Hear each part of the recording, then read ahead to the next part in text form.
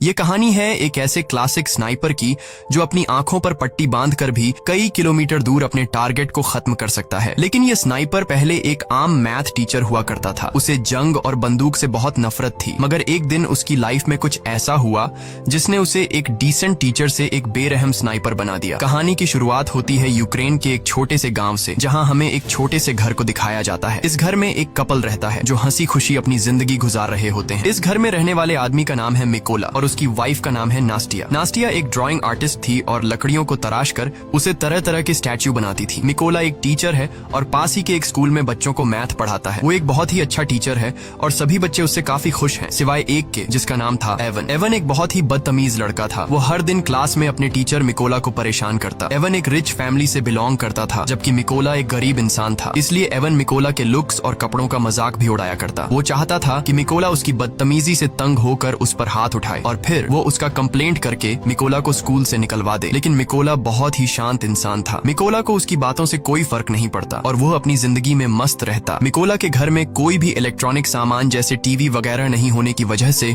उसे दुनिया की खबर नहीं मिल पाती थी। एक दिन जब मिकोला अपने स्कूल में था, तब उसने टीवी पर एक खबर सुनी कि रशिया ने यूक्रेन पर हमला कर दिया है, जिसमें बहुत से सोल्जर्स मारे गए हैं और रशिया ने यूक्रेन की बहुत सी जगहों पर कब्जा कर लिया है। शाम को जब मिकोला अपने घर आया तो उसे यह बात पता लगी कि उसकी वाइफ प्रेग्नेंट है। ये जानकर उसे बहुत खुशी हुई क्योंकि अब मिकोला फादर बनने वाला था। इन दोनों ने मिलकर इस खुशी को सेलिब्रेट किया। अगले दिन मिकोला अपनी वाइफ को बाय बोलकर स्कूल की तरफ बच्चों को पढ़ाने के लिए अपनी साइकिल पर निकल पड़ा। लेकिन जब वो रास्ते में था तब उसने दो सोल्जर्स को देखा जो सिगरेट जलाकर एक अलग सी वर्दी पहनकर खड़े थे। वो वर्दी किसी यूक्रेनियन सोल्जर्स की बिल्कुल भी नहीं थी, जिससे देखकर उसे कुछ अजीब लगा। लेकिन मिकोला ने सोचा कि शायद सरकार ने सोल्जर्स की वर्दी को चेंज कर दी हो, इसीलिए मिकोला ने उस पर ज्यादा ध्यान नहीं दिया और जल्दी से अपने स्कूल पहुंचा। लेकिन जब वो स्कूल के अंदर आया तो उसने देखा कि पूरा का पूरा स्कूल खाली पड़ा है। कोई एक बच्चा भी स्कूल में नहीं आया। ये देखकर उसे गड़बड़ महसूस हुई। तभी उसने टीवी पर न्यूज देखा जिसमें बताया जा रहा था कि रशिया के सोल्जर्स यूक्रेन पर कब्जा करने के लिए यूक्रेन में घुस चुके हैं। और अब उसे एहसास हुआ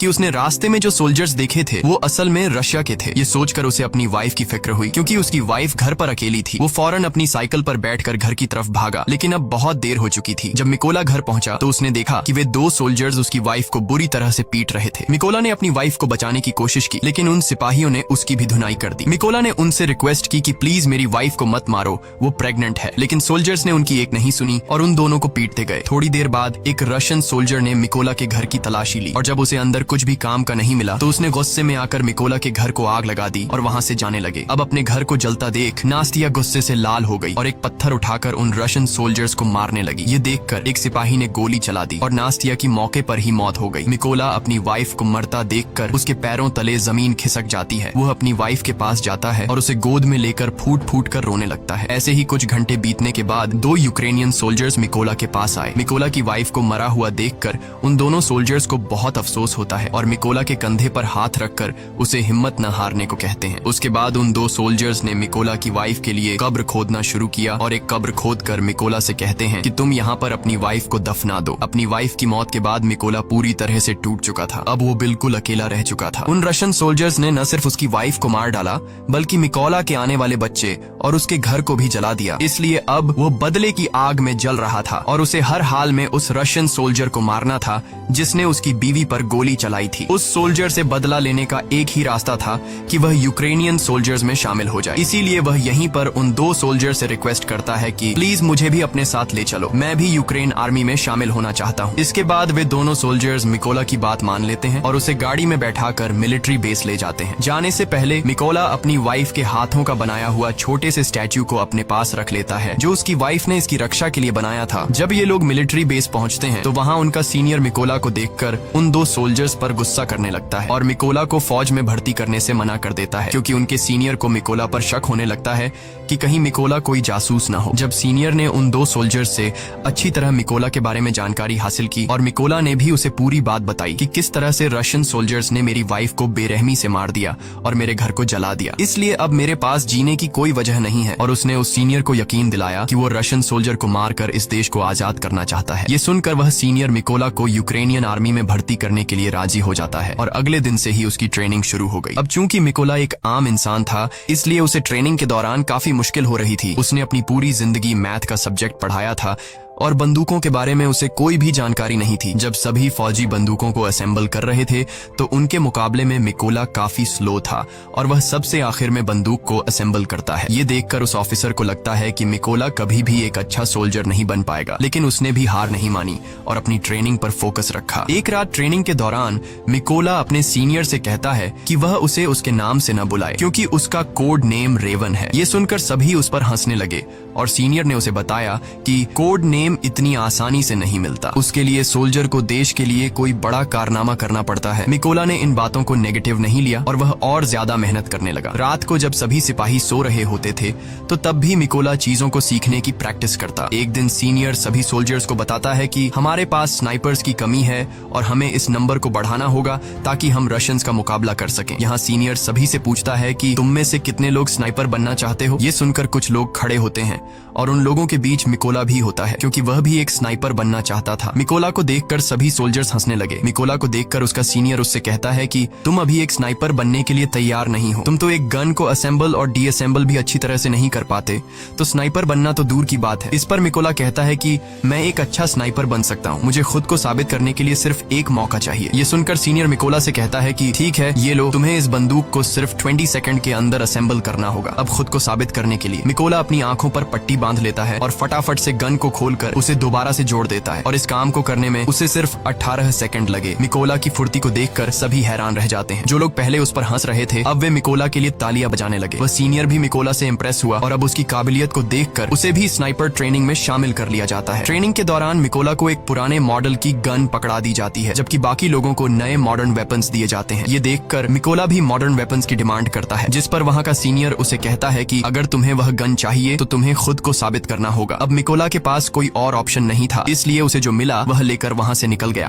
ट्रेनिंग के दौरान सीनियर सबको बताता है कि एक स्नाइपर के सामने चाहे कोई भी सिचुएशन क्यों ना आ जाए, लेकिन वो अपनी जगह से 1 इंच भी नहीं हिलता और अपने टारगेट पर निशाना बनाकर रखता है। इसकी प्रैक्टिस के लिए सीनियर सभी के पास गोलियां चलाता है और जो भी स्नाइपर अपनी पोजीशन से हिलता है उसे इस ट्रेनिंग से बाहर कर दिया जाता है। लेकिन जब मिकोला की बारी आती है तो वो अपनी जगह से जरा भी नहीं हिलता और अपना निशाना बनाकर रखता है और इस तरह से मिकोला इस ट्रेनिंग में पास हो जाता है। अगली ट्रेनिंग में स्नाइपर को उनका टारगेट सिर्फ एक बार दिखाया जाता है और फिर उनकी आंखों को ब्लैक बोर्ड से ढक दिया जाता है। इस दौरान उन्हें अंदाजा लगाकर अपने टारगेट को शूट करना होता है। बाकी सोल्जर्स में से कुछ सोल्जर इस टेस्ट को पास कर लेते हैं, लेकिन जब मिकोला की बारी आती है तो उसका निशाना थोड़ा सा चूक जाता है और मिकोला इस टेस्ट में फेल हो जाता है क्योंकि उसके पास जो बंदूक थी वह काफी पुरानी थी और उससे बिल्कुल परफेक्ट निशाना लगाना बहुत मुश्किल था। मगर सबको पता था कि अगर मिकोला को नई बंदूक दी जाती तो वह निशाना बिल्कुल परफेक्ट लगा लेता। अगली ट्रेनिंग उन स्नाइपर्स के लिए और मुश्किल थी क्योंकि उन्हें फ्लेयर की रोशनी में अपने टारगेट को शूट करना था और वह भी रात के अंधेरे में। यहाँ सीनियर ने फ्लेयर छोड़ी और सभी ने अपना निशाना लगाया, लेकिन कोई भी टारगेट को हिट नहीं कर सका। बाकी सबने तो गोली चला दी थी। अब यहाँ सिर्फ मिकोला ने गोली नहीं चलाई। वो समझ जाता है कि फ्लेयर की रोशनी में डायरेक्ट निशाना लगाना पॉसिबल नहीं है, इसलिए जब सीनियर ने फ्लेयर छोड़ा था तो उसने गोली चलाने के बजाय फ्लेयर की रोशनी में अपने टारगेट की दूरी का अंदाजा लगाया और अपनी मैथ की नॉलेज को यूज करके एक परफेक्ट शॉट मारा। ये देखकर उसका सीनियर और बाकी सोल्जर्स हैरान रह गए। ये टास्क आज तक किसी ने भी कंप्लीट नहीं किया था, सिर्फ मिकोला ने कर दिखाया। सीनियर मिकोला से काफी इम्प्रेस हुआ और उसे उसका मन चाहा कोड नेम रेवन दे दिया। ऐसे ही दिन बीतते गए और मिकोला जी जान से अपनी ट्रेनिंग में लगा रहा और फाइनली वह दिन भी आ गया जब उनकी ट्रेनिंग का रिजल्ट आने वाला था। यहाँ कर्नल ने मिकोला को सल्यूट किया और उसे बताया कि उसने इस टेस्ट को पास कर लिया है। थोड़े दिनों बाद कर्नल मिकोला के पास आता है और उससे कहता है कि वह अपना सामान पैक कर ले क्योंकि उन्हें एक मिशन पर जाना है। खबर आई है कि कुछ रशियन सोल्जर्स ने एक चेक पोस्ट पर कब्जा कर लिया है और यहाँ से असली कहानी शुरू हुई। जल्दी मिकोला की टीम इस लोकेशन पर पहुंच गई और अपना निशाना लगाकर बैठ गई और अभी यह लोग उन रशियन सैनिकों को मारने ही वाले थे कि तभी उन्हें दूर एक गाड़ी दिखाई दी जो चेक पोस्ट की तरफ बढ़ती जा रही थी, जिसकी वजह से कर्नल सबको शूट न करने के लिए बोलता है। उधर रशियन सैनिकों ने गाड़ी को रोक लिया और अंदर मौजूद लोगों से बाहर आने को कहा। उन्होंने उनके पासपोर्ट्स को चेक किया और पूरी गाड़ी की भी तलाशी ली और जब सब ठीक रहा तो उन सैनिकों ने उन्हें जाने की परमिशन दे दी, लेकिन उनके पासपोर्ट्स को अपने पास रख लिया। जब उन लोगों ने पासपोर्ट वापस मांगा तो उन सैनिकों ने उन्हें खूब मारा। यह सब देखकर कर्नल ने अपने सैनिकों को फायर करने का ऑर्डर दिया तो एक ही झटके में सभी स्नाइपर्स अपने अपने टारगेट्स को निपटा देते हैं और इस तरह से उनका पहला मिशन कंप्लीट हुआ। मिशन के बाद जब सभी बेस पर लौटे तो मिकोला ने देखा कि उसके बहुत से साथी बेस पर मौजूद नहीं हैं। वो परेशान हुआ कि आखिर सब कहाँ चले गए। जब उसने पूछा कि मेरे बाकी साथी कहाँ हैं तो उसे बताया गया कि उसके बाकी साथियों को एक दूसरे मिशन पर भेजा गया है। अगले दिन मिकोला को खबर लगी कि जिस मिशन पर उसके साथी गए थे उस मिशन के दौरान उसके बहुत से साथी मारे गए हैं और उन सभी लोगों को एक रशियन स्नाइपर ने मारा है। उस स्नाइपर का नाम सीरी था और वह रशिया का सबसे बेहतरीन स्नाइपर था। ऐसे ही कुछ दिन बीत गए और मिकोला अपने साथियों के साथ अपने अगले मिशन पर निकल गया। लोकेशन पर पहुंचकर उन्होंने चारों तरफ माइंस बिछा दी और अपनी पोजीशन लेकर बैठ गए। थोड़ी देर बाद रशियन सैनिक वहां पहुंच गए और उन सैनिकों के साथ एवन भी था। एवन वही लड़का था जो स्कूल में मिकोला को परेशान किया करता था और अब उसने रशियन आर्मी ज्वाइन कर ली थी। लेकिन जैसे ही कर्नल शूट करने का ऑर्डर देता है तब मिकोला थोड़ा सा घबरा गया क्योंकि वह अपने स्टूडेंट को नहीं मारना चाहता था। लेकिन फिर मिकोला अपने जज्बात को साइड पर रखकर वहां रखे लैंड माइंस को शूट करता है तो वहां एक जोरदार धमाका होता है जिससे इवन समेत सभी रशियन सोल्जर्स मारे जाते हैं। सब कुछ कंट्रोल होने के बाद कर्नल गुस्से में मिकोला से पूछता है कि जब मैंने शूट करने का ऑर्डर दिया तो तुम क्या सोच रहे थे, जिस पर मिकोला जवाब देता है कि उन रशियन सोल्जर्स में मेरा एक स्टूडेंट भी था, मैं उसे नहीं मारना चाहता था। यहाँ कर्नल ने मिकोला को समझाया कि उसे इवन की मौत का जरा भी दुख नहीं होना चाहिए क्योंकि यहाँ वो तुम्हारा स्टूडेंट नहीं बल्कि तुम्हारा दुश्मन था और रशियन आर्मी को ज्वाइन करना इवन का अपना फैसला था, इसलिए तुम्हें उसके लिए बुरा मानने की जरूरत नहीं। मिशन पूरा करके ये सभी अपने बेस कैंप पर लौट आए। कर्नल को मिकोला पर पूरा भरोसा था, वो अपना ज्यादातर वक्त मिकोला के साथ बिताता था। यहाँ कर्नल ने मिकोला को अपनी फैमिली फोटो दिखाई और उससे बताया कि उसकी फैमिली में 3 लोग हैं। उसकी दोनों बेटियां इस बात से अनजान हैं कि उनके पिता एक सोल्जर हैं। मैंने उन्हें बताया है कि मैं बिजनेस करता हूँ और मेरी वाइफ ने भी आज तक मेरे बारे में बच्चों को नहीं बताया कि मैं एक सोल्जर हूँ। यहाँ मिकोला ने भी कर्नल को अपनी पूरी कहानी बताई कि किस बेदर्दी से रशियन सैनिकों ने उसकी वाइफ को मार डाला। इस दौरान मिकोला काफी इमोशनल भी हो गया लेकिन कर्नल ने उसे संभाल लिया। अगली सुबह ये सभी अपने अगले मिशन पर निकल गए। ये मिशन काफी इम्पोर्टेंट था क्योंकि उन्हें खबर मिली थी कि रशियन सोल्जर्स का एक ग्रुप उस रास्ते से गुजरने वाला है। कर्नल और मिकोला जल्दी से लोकेशन पर पहुंचे और अपनी पोजीशन लेकर बैठ गए। थोड़ी देर बाद उन्हें 2 रशियन सैनिक दिखे जो अपनी बाकी की टीम का इंतजार कर रहे थे। यहाँ मिकोला ये नोटिस करता है कि उनमें से एक सैनिक वो है जिसने उसकी वाइफ को गोली मारी थी और वो मिकोला के ठीक निशाने पर था। यहाँ मिकोला ने गोली चलाने की परमिशन मांगी पर कर्नल ने ऐसा करने से मना कर दिया। अब मिकोला गुस्से से लाल हो रहा था क्योंकि सामने खड़े सोल्जर ने उसकी वाइफ को मारा था और उसने आर्मी को ज्वाइन भी इसलिए किया था ताकि वो अपनी वाइफ का बदला ले सके। इसलिए उसने दोबारा से फायर करने की परमिशन मांगी पर एक बार फिर कर्नल ने ऐसा करने से मना कर दिया। लेकिन अब मिकोला अपने जज्बात पर काबू नहीं रख पाया और उसने गोली चला दी। गोली लगने से उस सोल्जर की तुरंत मौत हो गई। लेकिन बुरी बात ये थी कि रशियन सोल्जर्स को उनकी लोकेशन का पता चल गया। कर्नल मिकोला से कहता है ये तुमने क्या कर दिया। लेकिन सबसे बुरी बात ये थी कि रशिया का सबसे खतरनाक स्नाइपर जिसका नाम सीरी था वो भी अपनी पोजीशन लेकर बैठा हुआ था और अब उसे भी उनकी लोकेशन का पता लग गया था। कर्नल भी ये बात जानता था कि सीरी पास ही है, इसलिए वो सीरी की तलाश करने लगा। लेकिन इससे पहले कि वो उसकी लोकेशन को जानता सीरी ने उसे एक हेडशॉट दे दिया और कर्नल की मौके पर ही मौत हो गई। अब मिकोला को समझ आया कि उसने कितनी बड़ी गलती कर दी है। उसकी गलती की वजह से कर्नल की जान चली गई। मिकोला को पता लगा कि रशियंस को उनकी लोकेशन का पता लग चुका है। उधर रशियन सोल्जर्स ने भी मिकोला के ऊपर जोरदार फायरिंग और बमबारी शुरू कर दी। अब बिगड़ते हालात को देखते हुए मिकोला ने पीछे हटने का फैसला किया। उसने कर्नल की बॉडी उठाई और अपनी पोजीशन से पीछे आने लगा। जल्दी वो दुश्मनों के इलाके से बाहर आ गया और सीधा अपने बेस पर पहुंचा। मिकोला को कर्नल की मौत का काफी अफसोस था और वो खुद को उसका जिम्मेदार ठहरा रहा था। यहाँ उसने कसम खाई कि वो सीरी को जान से मार देगा और कर्नल की मौत का बदला लेगा। जल्दी मिकोला को 2 रशियन स्नाइपर्स की खबर मिली और वो फौरन अपने अगले मिशन पर निकल गया। वो अपनी लोकेशन पर पहुंचा और अपना निशाना लगाकर बैठ गया। जल्द ही उसने स्नाइपर को मार गिराया पर उस स्नाइपर को मारते दौरान एक दूसरे स्नाइपर ने मिकोला को बाजू पर गोली मार दी थी। लेकिन उसने हार नहीं मानी और जैसे तैसे करके उस दूसरे स्नाइपर को भी मार गिराया। अब चूंकि वो काफी घायल था इसलिए वो एक सीक्रेट बेस पर चला गया और अपनी बॉडी को थोड़ा आराम देने लगा। इस दौरान उसे आर्मी के मेजर का कॉल आया और उसने मिकोला को बताया कि हमने उस स्नाइपर का पता लगा लिया है जिसने कर्नल को मारा था। उसके बाद मिकोला अपने बेस पर पहुंचा और यहाँ मेजर सभी को स्नाइपर के बारे में बताने लगा। मेजर बताता है कि उस स्नाइपर का नाम सीरी है और वो रशिया का सबसे बेहतरीन स्नाइपर है।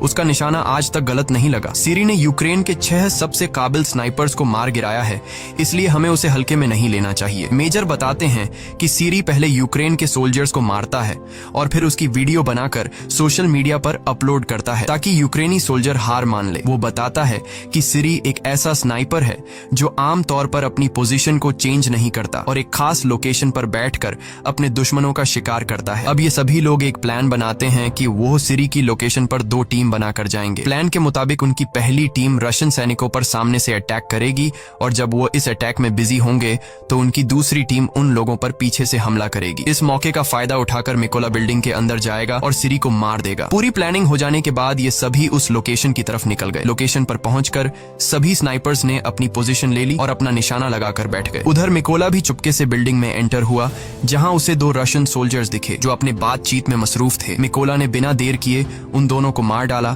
और बिल्डिंग में आगे बढ़ गया। इसके बाद उसने प्लान के मुताबिक अपनी टीम को सिग्नल दिया और सिग्नल के मिलते ही यहाँ बैठे स्नाइपर्स ने सभी सोल्जर्स को मार डाला। उधर सिरी ने ये नोटिस किया कि उसका कोई भी साथी उसे रिपोर्ट नहीं कर रहा है। उसे कुछ गड़बड़ महसूस हुई, इसलिए वो बिल्डिंग के छत पर चला गया जहाँ पहले से रशा का एक स्नाइपर मौजूद था। लेकिन ऊपर जाकर जब उसने स्नाइपर को देखा तो वो स्नाइपर मर चुका था। ये देखकर उसके दिल में घबराहट बढ़ने लगी और अब सिरी को एहसास हुआ कि यूक्रेन के सोल्जर्स ने उसे चारों तरफ से घेर लिया है। उसने अपने बेस पर बैकअप के लिए कांटेक्ट किया, लेकिन बैकअप टीम को उस तक पहुंचने में अभी 10 मिनट और लगने वाले थे। ये सुनकर वो फटाफट से अपनी पोजीशन पर आया और यूक्रेनी सैनिकों को ढूंढने लगा। लेकिन तभी उसने सामने टेबल पर रखा एक छोटा सा स्टैच्यू देखा जो असल में उसके बाहर जाने के बाद मिकोला ने रखा था, जो उसे उसकी वाइफ ने दिया था। अभी सिरी कुछ सोच पाता कि तभी मिकोला ने उस पर हमला कर दिया और उसे चाकू मार मार कर उसकी जान ले ली। लेकिन इस हाथापाई के चलते बिल्डिंग में मौजूद दूसरा स्नाइपर थोड़ा अलर्ट हो गया, लेकिन अभी वो कुछ कर पाता उससे पहले मिकोला ने उसके पास से ग्रेनेड फेंक दिया और उस धमाके में ये आखिरी स्नाइपर भी मारा गया। थोड़ी देर बाद सिरी की बुलाई बैकअप टीम भी बिल्डिंग तक पहुंच गई, लेकिन वो इस बात से अनजान थे कि सिरी अब मर चुका है। इसीलिए जब उन्होंने सिरी को कॉल किया तो कॉल उधर मिकोला ने उठाया और उनसे कहा कि वो सभी मरने वाले हैं और इतना कहकर उसने ट्रक के ड्राइवर को शूट कर दिया। अब गोली चलते ही रशियन सोल्जर्स में हलचल मच गई और वो सभी ट्रक के बाहर कूद गए। लेकिन वो इस बात से अनजान थे कि यूक्रेनियन स्नाइपर्स उन पर घात लगाकर बैठे हुए थे। यहाँ यूक्रेनी सैनिकों ने जोरदार शूटिंग शुरू कर दी और एक एक रशियन को चुन चुन कर मारा। इस मिशन के थोड़े दिनों बाद निकोला अपनी वाइफ की कब्र पर गया, क्योंकि उसने उससे जो वादा किया था वो अब पूरा हो चुका है। उसने उन सभी लोगों को मार दिया है जिन्होंने उसकी वाइफ और कर्नल को मारा था। यहाँ मिकोला ने कसम खाई कि वो आखिरी दम तक अपने देश की सेवा करता रहेगा और इतना कहकर वो वहां से चला गया। और इसी के साथ ये फिल्म खत्म हो जाती है। अगर वीडियो आपको अच्छी लगी हो तो हमारे चैनल को सब्सक्राइब और वीडियो को लाइक जरूर कीजिएगा।